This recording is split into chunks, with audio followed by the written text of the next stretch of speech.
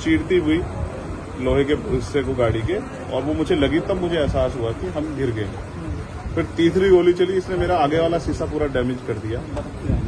चौथी गोली पे मैं नीचे हो गया, जो गोली आपने देखा कि वो सीधी उसमें लगी। अगर मैं नीचे ना होता तो वो मेरी छाती के आर पार चली जाती। फिर वो गाड़ी 10 मीटर आगे जाके रुक जाती है। वो 2 हवा में फायर करते हैं जैसा मैंने देखा, और फिर उन्होंने फिर हमारी गाड़ी फायर किया।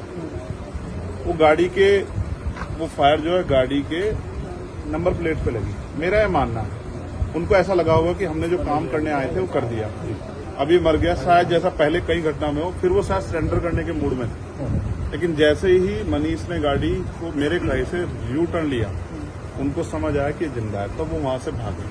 हमने पुलिस को बताया कि ये गाड़ी का नंबर है, फिर उन्होंने उसको इंक्वायरी किया। पुलिस के अच्छे अधिकारी यहाँ हैं, उम्मीद है वो अच्छा काम भी करेंगे। लेकिन ये स्पष्ट हुआ कि अपराधियों में कोई डर है नहीं। कितने लोग थे? 3 लोग।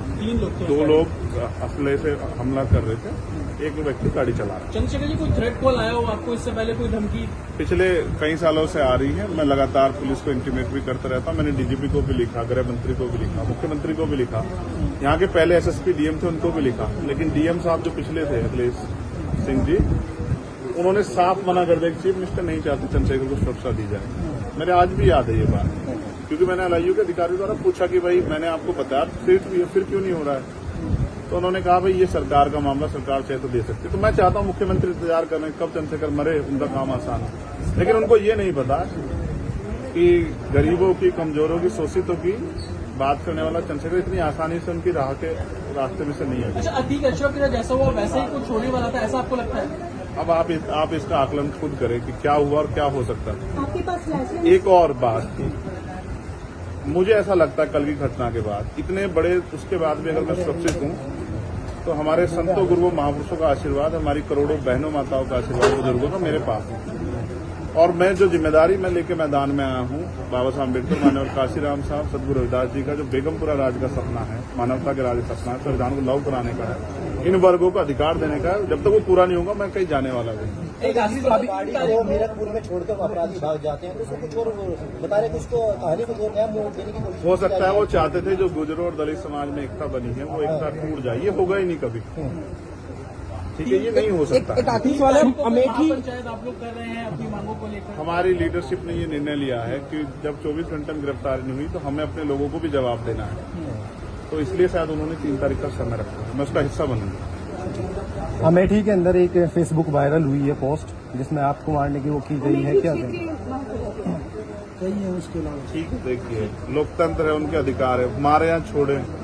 मैंने कहा ना, मैं पहला थोड़ा ही जो मारा जा रहा हूँ या जिसको मारने का प्रयास किया, मुझसे पहले बहुत मरे हैं, लेकिन उनको कोई जान नहीं रहा था।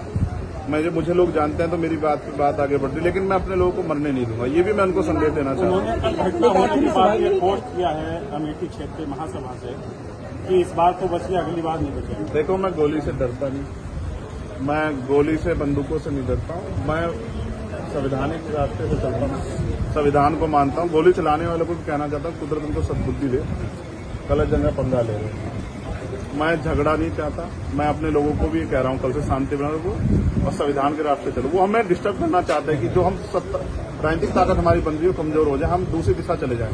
लेकिन ये भी एक अटूट सत्य है कि हम संविधान के जरिए जवाब देना जानते हैं। और किसी को गलतफहमी हो तो वो गलतफहमी सुधारने का समय है। वो क्यों कर रहे थे, वो पाला खींच ले, मुझे ही तो मारना है ना। वो बता दे मैं चला जाऊंगा मरने में, अगर मेरे लोगों के साथ कोई खेलना खेले, मैं तैयार हूं। अगर मेरे मरने से हमारा आंदोलन आगे बढ़ता, हमारे लोग खड़े हो, तो मुझे कोई दिक्कत नहीं है। लेकिन उनको ये समझना चाहिए कि ये आज लोकतंत्र है।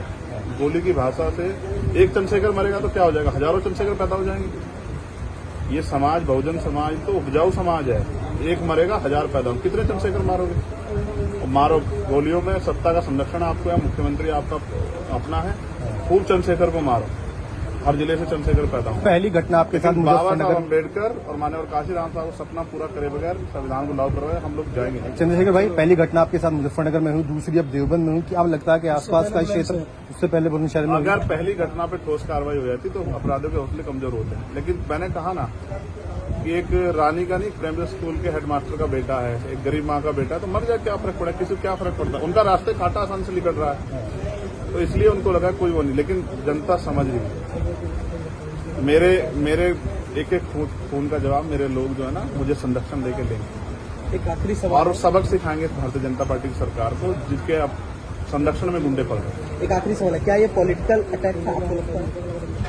पुलिस जांच कर रही है कि मेरे मरने से किसको फायदा हो सकता है, कौन मुझे चाहता मैं मर जाऊं। पुलिस जांच कर रही है, मुझे उम्मीद है पुलिस फेर जांच करके कोई मैनिपुलेट करके नहीं, सही जवाब देगी कि उन्होंने ऐसा क्यों किया। चंद्रशेखर का जो कद बढ़ रहा है देश के अंदर, कई मुख्यमंत्रियों ने भी अब ट्वीट किया है, ओवैसी ट्वीट कर रहे हैं, कई और कर रहे हैं, तो इस चीज को क्या ये लगता है कुछ भी गलत होगा तो लोग बोलेंगे।